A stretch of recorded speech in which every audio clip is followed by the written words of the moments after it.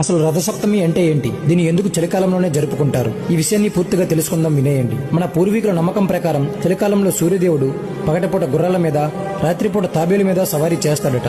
కానీ రథసప్తమి తర్వాత సూర్యదేవుడు తన వాహనాన్ని మార్చుకుంటాడు. పగటిపూట తాబేలు మీద, రాత్రిపూట గుర్రాల మీద సవారీ చేస్తాడట.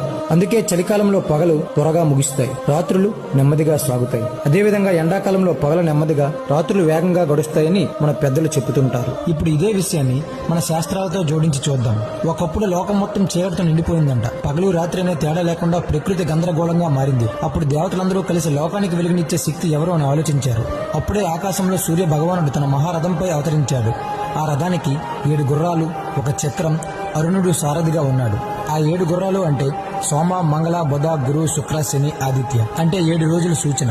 ఆ రోజు నుంచే సూర్యుడు తూర్పున ఉదయించి పడమట్లో అస్తమించడం ప్రారంభించాడు. అదే రోజున మాఘశుద్ధ సప్తమి అంటే రథసప్తమి. ఈ రోజునే సూర్యుడు తన దక్షిణాయన ప్రయాణాన్ని ముగించి ఉత్తరాయణ దిశగా ప్రయాణం ప్రారంభిస్తాడు. అందుకే రథసప్తమి కేవలం ఒక పండుగ కాదు, ప్రకృతి, కాలం, శక్తి మార్పునకు సూచన.